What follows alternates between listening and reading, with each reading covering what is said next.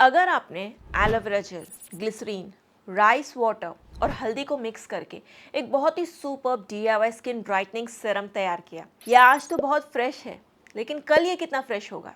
और 4 दिन बाद, 7 दिन बाद, 14 दिन बाद इसमें ब्यूटी नहीं, बैक्टीरिया होगा। तो इसका आंसर क्या है?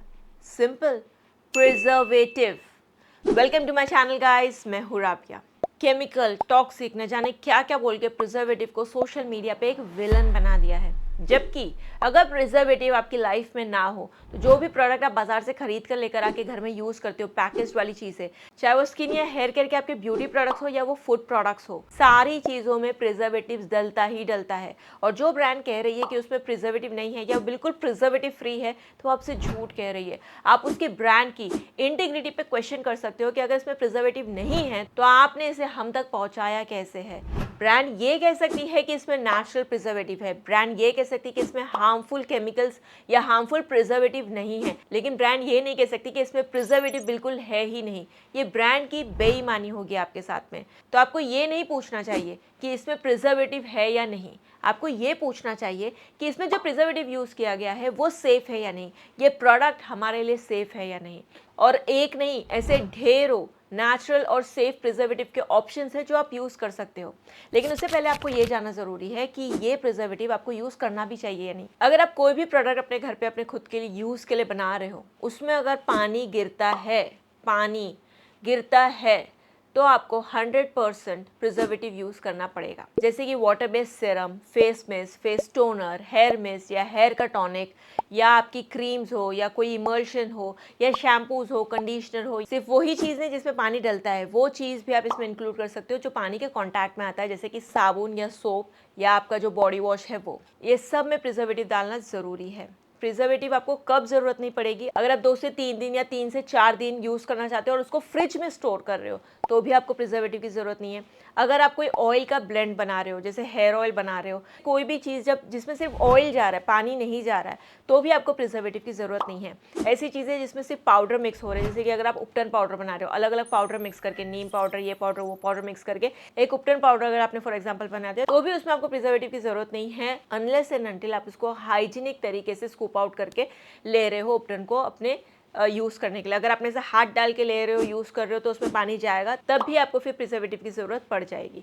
हम अब तक विटामिन ई ऑयल को प्रिजर्वेटिव की तरह यूज़ करते आए हैं। विटामिन ई सिर्फ एक एंटीऑक्सीडेंट है, वो आपके प्रोडक्ट को ऑक्सीडाइज होने से थोड़ा सा बचा सकता है, लेकिन उसमें बैक्टीरिया और फंगस की ग्रोथ को प्रिवेंट नहीं कर सकता। अगर आपने क्रीम, सीरम्स वगैरह या कोई भी DIY में विटामिन ई भी डाल रहे हो, तब भी आपको प्रिजर्वेटिव की ज़रूरत ज़रूर पड़ेगी। एक नहीं, दो नहीं, ढेरों ऑप्शंस है सेफ नेचुरल प्रिजर्वेटिव्स के जो इकोसर्ट और कॉस्मोस अप्रूव्ड है। इकोसर्ट और कॉस्मोस जो है वो इंटरनेशनल बॉडीज़ है जो वेरीफाई करती है कि जो भी प्रोडक्ट, जो भी चीज़ें बन रही है वो क्या स्ट्रिक्ट गाइडलाइंस को फॉलो कर रही है। अगर वो कह रही है कि वो नेचुरल है तो है या नहीं, वो हर्बल है तो है या नहीं, वो ऑर्गेनिक है तो है या नहीं, उसमें कोई हार्श केमिकल्स तो नहीं है, ये हमारी स्किन के लिए, हेयर के लिए बिल्कुल सेफ है या नहीं, लॉन्ग टर्म में हमारे कोई प्रॉब्लम तो नहीं क्रिएट करेगी, ये सारी चीज़ें वो चेक करते हैं। अगर कोई भी चीज़ आपको कॉस्मोस या इकोसर्ट अप्रूव दिख रही है, मतलब वो नेचुरल है, ऑर्गेनिक हो सकता है और आपको यूज़ करने के लिए बिल्कुल सेफ है।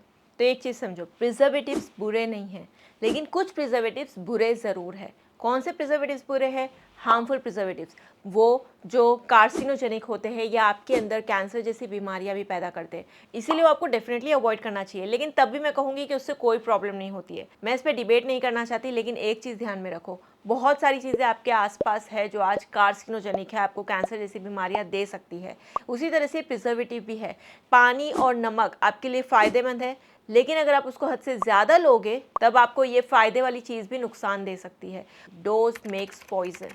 उसी तरह से जो केमिकल्स होते हैं, भले से वो कुछ हद तक कार्सिनोजेनिक होते हैं, लेकिन वो इतने कम डोजेज में डाले जाते हैं कि वो आप तक पहुंच नहीं पाते, आपके सिस्टम को डिस्टर्ब नहीं कर पाते। इसीलिए उनसे कैंसर जैसी बीमारियां होना बहुत ही मुश्किल है, लेकिन फिर भी उसको हम रूल आउट करते हैं कि भाई हमको वो भी चीज़ नहीं चाहिए, ठीक है। तो इसीलिए हम बिल्कुल सेफ़ या नेचुरल प्रिजर्वेटिव का चुनाव करते हैं। अब फॉर्चुनेटली इसके लिए भी हमारे पास बहुत सारे ऑप्शन है, कौन सा यूज़ करें। मैं आज आपको बहुत सारी लिस्ट नहीं देने वाली हूँ, सिर्फ एक ऐसा प्रिजर्वेटिव बताऊंगी जिसको अगर आप अपने पास रखोगे, आप अपने सारे DIYs को प्रिजर्व करके रख सकते हो 6 से 18 महीनों के लिए बिना फ्रिज के रूम टेम्परेचर पे आसानी से स्टोर कर सकते हो। एक ऐसा प्रिजर्वेटिव बता रही हूँ जो ब्रॉड स्पेक्ट्रम है, यानी कि वो बैक्टीरिया, ईस्ट, मोल्ड, फंगस, किसी भी तरीके के कंटामिनेशन को, किसी भी तरह की जो माइक्रोबियल ग्रोथ है वो रोक सकता है। दूसरा, ये बहुत ही आसानी से अवेलेबल हो जाएगा, आप इसको अमेज़ॉन से, मीशो से, कहीं से भी परचेज कर सकते हो। और तीसरा, ये बहुत ही सस्ता आता है। ऐसा नहीं कि प्रोडक्ट बहुत ज़्यादा महंगा आता है, नहीं। 100 ml की बोतल आपको लगभग 100 रुपये में और 250 ml की बोतल आपको लगभग 250 रुपये में आराम से मिल जाती है। और सबसे अच्छी बात, इसको आपको ज़्यादा क्वांटिटी में यूज़ करना ही नहीं पड़ता, सिर्फ कुछ ड्रॉप्स डालने पड़ते हैं और आपका प्रोडक्ट जो है वो प्रिजर्व्ड हो जाता है। और फाइनली, कितने दिन के लिए ये प्रिजर्व रहता है? देखो, ये बहुत सारी चीज़ों पे डिपेंड करता है कि आपने कितने हाइजीन मेंटेन करके बनाया, जो यूटेंसिल्स वगैरह आपने यूज़ किया वो कितने ज़्यादा क्लीन थे और उसमें कोई प्रॉब्लम तो नहीं थी। तो फिर भी अगर मैं पकड़ के चलूँ तो 6 महीने से 18 महीने, अगर आपने बिल्कुल भी हाइजीन का ध्यान नहीं दिया तो भी 6 महीने, अगर आपने बहुत अच्छी तरीके से क्लीनलीनेस से, हाइजीन से अगर आपने अपने प्रोडक्ट को बनाया है तो बिल्कुल 18 महीने तक आप अपने प्रोडक्ट को, ये जो घर पे बनाए हैं वो आपका DIY सीरम है, आपकी DIY क्रीम है, आपके टोनर है, आपके हेयर टॉनिक्स है, आप कोई भी चीज़ हो, आप उसको पूरे 18 महीने तक बिना फ्रिज में स्टोर किए रूम टेम्परेचर पे स्टोर कर पाओगे। ये है प्रिजर्वेटिव की खासियत। तो फाइनली पर्दा हटाते हैं, देखते हैं वो प्रिजर्वेटिव कौन सा है। वो है जियोगार्ड ECT। जैसा मैंने कहा कि बहुत सारे ऑप्शन हैं। इनफैक्ट जियोगार्ड में भी जियोगार्ड 2-2-1, जियोगार्ड अल्ट्रा जैसे बहुत सारे ऑप्शन हैं, लेकिन ये एक अकेला ऐसा प्रिजर्वेटिव है जो मतलब वर्सटाइल है। आप इसको आपके क्रीम्स में, अपने टोनर्स में, आपके शैम्पूज़ में, आपके हेयर टॉनिक्स में, आपके सीरम्स में, या कोई भी वाटर वाली जो चीज़ है, जैसे आप हेयर मिस्ट बना रहे हो, आप फेस का मिस्ट बना रहे हो, ये ज़्यादा वाटर सोल्यूबल है, तो इसलिए आप इसको आसानी से किसी में भी यूज़ कर सकते हो। क्रीम्स में तो कैसा ऑयल भी होता है, वाटर भी होता है, तो क्योंकि ये वाटर सोल्यूबल है तो आपकी क्रीम्स में भी ये काम आ जाता है। बस आपको ये ध्यान देना है कि जो भी प्रोडक्ट आप बना रहे हो उसका pH 8 यानी कि 8 से ऊपर नहीं जाना चाहिए, अदरवाइज ये इनएक्टिव हो जाता है या यूजलेस हो जाता है, फिर काम नहीं करेगा। ठीक है, इसको आपको डालना कब है? जब भी आपका प्रोडक्ट बन के पूरा रेडी हो जाता है, जैसे सीरम अच्छे से मिक्स कर दिया, बन गया, फाइनल हो गया, उसके बाद आप इसको डाल सकते हो। कितना डाला है वो मैं आपको बताती हूँ।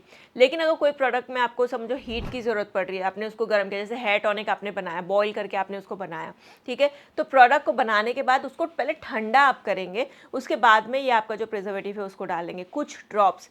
अब ये कुछ ड्रॉप्स कितना है वो मैं आपको बताती हूँ, सिर्फ आधे से 1%।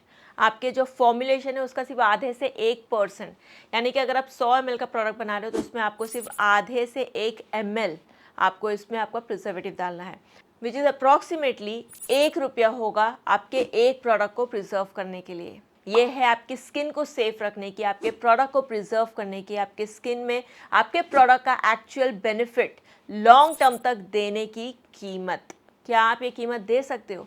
अगर दे सकते हो तो किस बात का वेट कर रहे हो? वैसे बहुत सारे ऑप्शंस है, बहुत सारे ब्रांड है जो ये बनाते हैं, लेकिन कुछ है जिनके ऊपर मैं ज़्यादा ट्रस्ट करती हूँ, तो उसके लिंक मैंने नीचे दे दी है डिस्क्रिप्शन बॉक्स में, आप उसको चेकआउट कर सकते हो। अब एक चीज़ तो मैंने आपको बताई नहीं कि जियोगार्ड ECT में होता क्या है।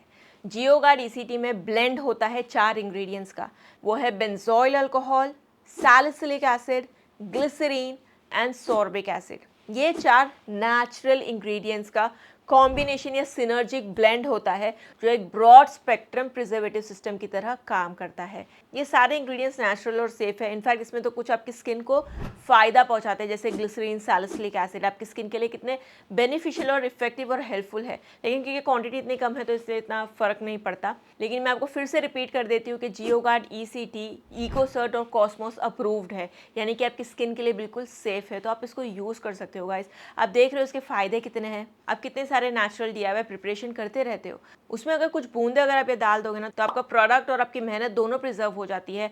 आप इसको सेफली अपने स्किन और अपने हेयर पे यूज़ कर सकते हो। हम कितने सारे ऐसे नेचुरल DIYs प्रिपेयर करते हैं, उसमें राइस वाटर से लेके मिल्क, मिल्क से लेके दही, दही से लेके पता नहीं कितनी सारी चीज़ें हम अपने DIYs में यूज़ करते रहते हैं। प्रिजर्वेटिव हो सकता है कि आपके प्रोडक्ट का हीरो ना हो, लेकिन ये आपके प्रोडक्ट के साइलेंट बॉडीगार्ड ज़रूर होते हैं, और बॉडीगार्ड की अहमियत तभी पता चलेगी जब वो नहीं होगा। सो गाइस, उम्मीद करती हूँ कि आज आपकी प्रिजर्वेटिव के साथ दुश्मनी खत्म हो गई होगी, लेकिन अगर अब भी नहीं हुए, कोई डाउट, कोई शंका अभी भी अगर आपके मन में चल रहा है तो नीचे कमेंट करके ज़रूर पूछना, मैं उसको ज़रूर आंसर करूँगी। फिलहाल आज के लिए इतने गाइस, मिलती हूँ मैं आपको मेरे अगले वीडियो में, तब तक के लिए take care, love you, bye bye.